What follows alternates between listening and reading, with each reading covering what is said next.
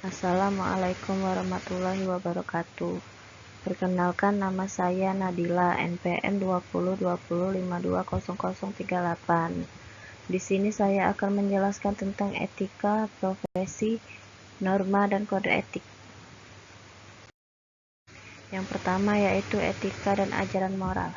Pengertian etika. Kata etika berasal dari Yunani, yakni ethos, yang artinya tempat tinggal, padang rumput, kebiasaan adat, akhlak, watak, dan perasaan, serta berpikir. Adapun pengertian etika menurut ahli. Yang pertama yaitu Ronald F. Duska dan Brenda Shai Duska. Mengartikan etika yang pertama yaitu sebuah disiplin ilmu terkait dengan apa yang baik dan yang buruk, dan kewajiban moral. Yang kedua yaitu serangkaian prinsip-prinsip moral dan nilai. Ketiga, teori mengenai sistem nilai moral dan prinsip perilaku yang mengatur individu atau kelompok. Selanjutnya yaitu Karel Sosiapeter mempersempit pengertian etika, yaitu yang pertama, satu, penilaian tentang apa yang benar dan apa yang salah dalam perilaku manusia. Yang kedua yaitu sebuah cabang ilmu, tepatnya cabang filsafat, kefilsafatan tentang moralitas, problem moral, dan pertimbangan moral. Adapun contoh dari etika yaitu contoh etika dalam kehidupan sehari-hari. 1. Menunjukkan sikap hormat kepada orang lain. 2. Tidak memandang rendah orang lain. 3. Berperilaku sopan. 4. Menghargai perbedaan pendapat. 5. Membantu orang lain yang sedang membutuhkan pertolongan. Selanjutnya yaitu pengertian moral. Pengertian ajaran moral. Kata moral berasal dari bahasa Latin mores atau jamak dari kata mos, yang berarti adat kebiasaan. Sedangkan istilah moral diartikan dengan ajaran tentang baik dan buruk, yang sesuai dengan ide-ide umum yang dianggap baik dan wajar, atau yang diukur dengan tradisi yang berlaku dalam suatu masyarakat. Adapun pengertian ajaran moral menurut para ahli, yang pertama yaitu Jonathan Haidt. Dia menyebutkan pengertian moral adalah ajaran meliputi nilai-nilai keutamaan dan norma yang secara bersama-sama mengatur kepentingan pribadi dan membuat masyarakat hidup dalam kebersamaan. Dengan kata lain, ajaran moral berfungsi untuk membentuk perilaku baik seseorang dalam relasi sosial. Selanjutnya adalah R.F. Atkinson yang menyebutkan ajaran moral adalah rangkaian sistem nilai dan keyakinan dalam masyarakat untuk membentuk kualitas perbuatan. Sistem nilai itu bersumber dari orang-orang bijaksana atau agamawan dan dinyatakan dalam petua-petua, nasihat-nasihat, wejangan, peraturan, dan perintah yang dituangkan dalam generasi ke generasi berikutnya. Adapun contoh dari moral yaitu yang pertama, membuang sampah pada tempatnya dan menjaga kebersihan. Kedua, menghargai pendapat orang lain. 3. Memberi salam ketika bertemu dengan orang yang lebih tua. Keempat, mengucapkan kata tolong saat meminta bantuan orang lain. Selanjutnya adalah pengertian akhlak. Pengertian akhlak. Kata akhlak berasal dari bahasa Arab. Akhlak bentuk jamak dari huluk yang berarti tingkah laku, perasaan, atau tabiat. Sebagai istilah, akhlak diartikan dengan suatu yang melahirkan perbuatan, baik itu perbuatan baik maupun perbuatan buruk, atau sifat hati yang tercermin dalam perilaku. Adapun pengertian akhlak menurut ahli dalam Islam. Yang pertama yaitu Abu Ahmad Al-Ghazali. Akhlak adalah sifat yang terpatri dalam jiwa manusia yang darinya terlahir perbuatan-perbuatan yang dilakukan dengan senang dan mudah tanpa memikirkan dirinya, serta tanpa adanya renungan terlebih dahulu. Yang kedua yaitu Ahmad bin Mustafa. Akhlak adalah sebuah ilmu yang darinya dapat diketahui jenis-jenis keutamaan, di mana keutamaan itu ialah terwujudnya keseimbangan antara 3 kekuatan, yaitu kekuatan berpikir, marah, dan syahwat atau nafsu. Adapun contoh dari akhlak yaitu 1. Menjalin hubungan baik. 2. Berkata jujur dan benar. 3. Tidak menganggap remeh orang lain. 4. Selalu berprasangka baik. Dan terakhir yaitu kasih sayang. Adapun perbedaan etika, moral, dan akhlak.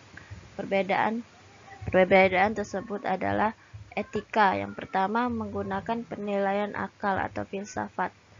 Sedangkan moral menggunakan penilaian akal atau daerah sekitar. Sedangkan akhlak menggunakan akal dan agama atau wahyu. Yang kedua, etika tidak mutlak dan universal. Moral bersifat lokal dan akhlak bersifat mutlak universal. Yang ketiga yaitu etika menjurus kepada teori, sedangkan moral menjurus kepada praktek, dan sedangkan akhlak menjurus pada praktek juga. Yang keempat yaitu etika objeknya sesama manusia, sedangkan moral objeknya sesama manusia juga, dan akhlak objeknya manusia dan Tuhan. Selanjutnya adalah pengertian etiket. Pengertian etiket. Etiket adalah sikap, seperti tata krama atau aturan lain yang mengatur hubungan antar kelompok pekerja budaya. Etiket berasal dari kata Prancis etiquette. Adapun pengertian etiket menurut para ahli. Yang pertama yaitu Haji Burhanuddin Salam. Etiket adalah salah satu ilmu filsafat mengenai nilai dan norma yang harus dimiliki dan dilakukan oleh setiap manusia dalam menjalankan kehidupannya. Lalu, adapun Ahmad Amin yang menyebutkan etiket adalah ilmu yang menerangkan mengenai arti baik dan buruknya tindakan seseorang. Adapun contoh dari etiket yaitu yang pertama, meminta bantuan dan berterima kasih. Yang kedua, menyapa orang lain dengan benar. Ketiga, minta izin sebelum mengambil. Yang keempat, meminta maaf saat melakukan kesalahan. Dan yang terakhir yaitu jangan menertawakan atau menghina orang lain. Perbedaan etika dan etiket. Etiket berkaitan dengan cara suatu perbuatan atau tata krama, sedangkan etika memberi nilai pada cara. Yang kedua, etiket lebih menekankan fungsi sosio-rasional, sedangkan etika lebih menekankan fungsi eksistensial. Yang ketiga, etiket bersifat relatif. Pada umumnya berlaku pada suatu tempat, namun belum tentu berlaku pada tempat lain. Sedangkan etika bersifat universal dan absolut.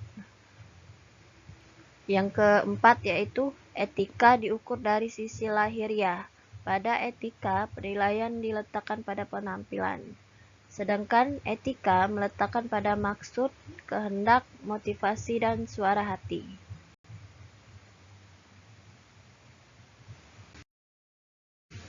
Pengertian norma. Selanjutnya adalah pengertian norma. Pengertian norma merupakan kata yang berasal dari bahasa Belanda, yaitu norm, yang memiliki arti patokan, pedoman, atau pokok kaidah, dan bahasa Latin yaitu mos, yang berarti tata kelakuan, adat istiadat, atau kebiasaan. Adapun pengertian norma menurut para ahli, yang pertama yaitu Craig Calhoun, yang menyebutkan norma.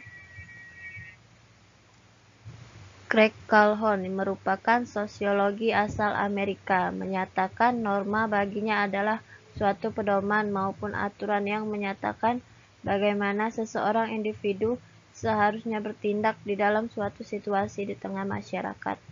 Lalu ada E. Utrecht yang merupakan ilmuwan sekaligus pakar hukum yang lahir di Surabaya, menggambarkan bahwa norma sebagai segala himpunan petunjuk hidup yang digunakan untuk mengatur berbagai tata tertib di dalam masyarakat maupun bangsa, di mana peraturan tersebut harus ditaati oleh setiap masyarakat, dan jika melanggar akan ada suatu bentuk konsekuensi dari pihak yang berwenang.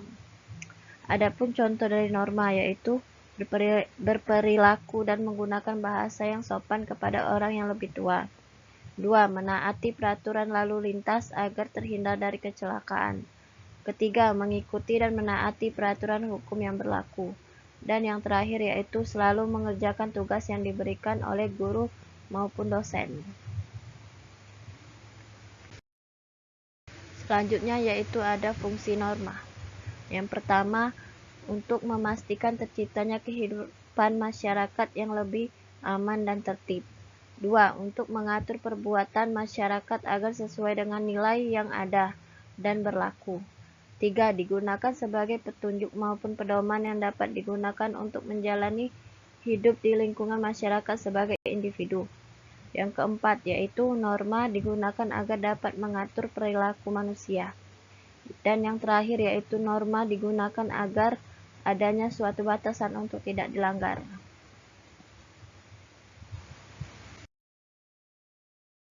Selanjutnya ada jenis-jenis norma. Yang pertama yaitu sopan santun. Sopan santun sendiri mengatur pola perilaku dan sikap lahiriah, seperti tata cara berpakaian, tata cara bertamu, dan lain sebagainya. Yang kedua yaitu hukum.